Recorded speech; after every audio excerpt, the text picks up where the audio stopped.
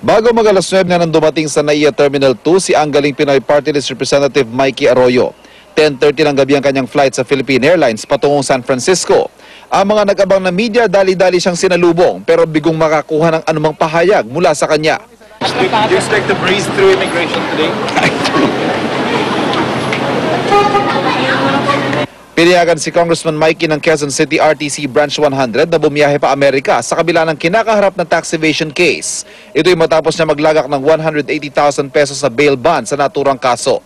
2 gabi lang ang nakararaan kasama ni Mikey ang inang si dating Pangulong Gloria nang harangin sila ng immigration officer sa NAIA Terminal 1 na magtangkang umalis ng bansa. Pagpasok ng terminal, agad siyang pumila sa check-in counter para sa business class passengers ng eroplano.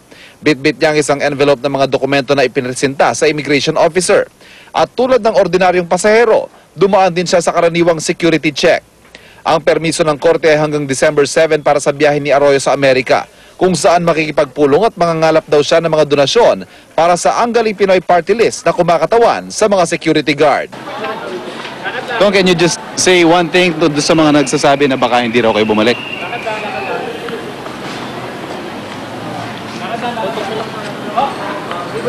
Go, one word. Para sa unang balita, Ivan Mayrina reporting. Sa ibang balita, may lead na raw ang Parañaque Police sa isa pang suspect sa pagpatay kay Ramjen Revilla.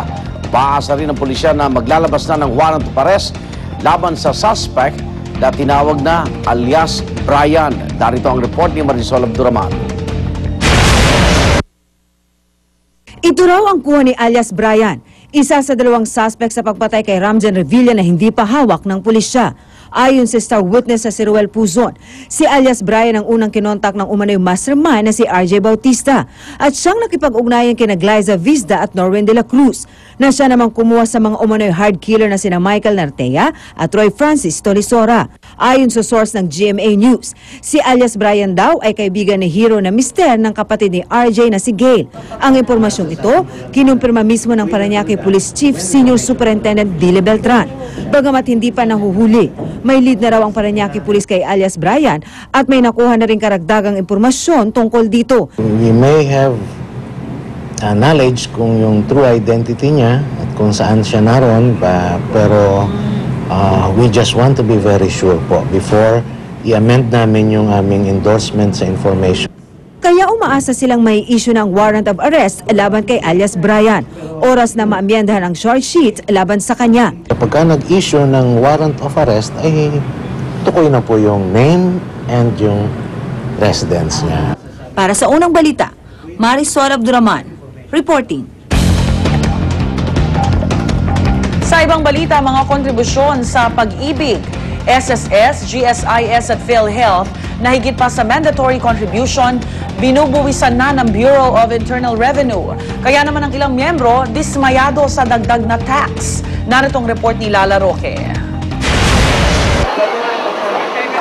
Aminado ang BIR na kulang pa sila ng 7 billion pesos sa kanilang koleksyon ngayong taon. Kaya para matugunan yan, simula nitong Hulyo ay binubuwisan na pati ang mga kontribusyon sa pag-ibig, SSS, GSIS at PhilHealth. Pero paglilinaw ng BIR, tanging yung mga pasobra lang o higit pa sa mandatory contribution ang binubuwisan. Anila, ituturing na raw kasing investment ang kontribusyong sobra sa mandatory dahil gaganda ang benepisyo ng mga miyembro halimbawa sa pensyon o halaga ng pwedeng utangin. 5% hanggang 32% ang maaari ikaltas na buwi sa voluntary contribution ng mga empleyado. Depende sa taas ng sweldo nito. Kung sasabihin po natin na exempt pati yung voluntary, nawawalan po ng tax po yun. Kasi kumbaga, the exemption is no longer dictated by law but dictated by the income earner. So we don't want to create that disparity. Ikinabigla ito ni Daniel, isang pag-ibig member. Ang dating 100 pisong mandatory contribution niya sa pag-ibig, itinaas niya raw noon sa 300 piso para magkaroon ng dagdag benepisyo. Pero dahil binubuwisan na ang voluntary contribution, binawi na lang niya ito. In excess of 100, taxable na yung i-increase mo pa. So syempre, parang hindi yun investment kasi tatax pa eh. Malaki na nga yung tax, tapos tataksan pa uli kami.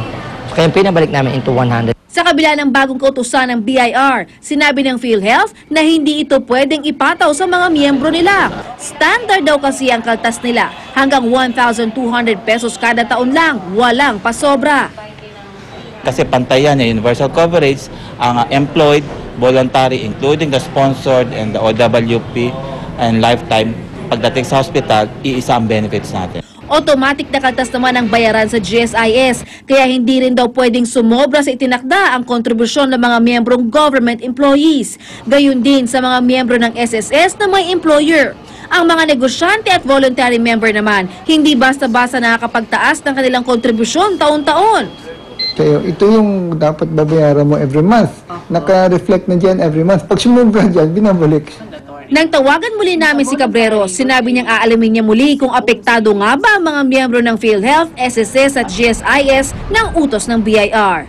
Sa ngayon, hati ang opinyon ng mga empleyado sa dagdag na buwis para sa kanila. Ay, ayaw ko.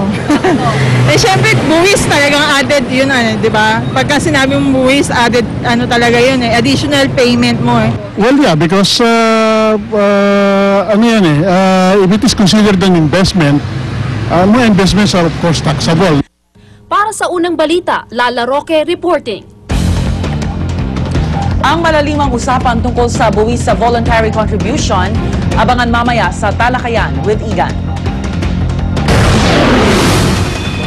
Exclusive. Paghablot sa bag ng isang babae sa Taguig, huli sa CCTV. Dalawang suspect sa pang-hold up, patay matapos makipagbarilan sa mga polis sa Tondo, Maynila. Huwag pa uli, tutok lang sa unang balita.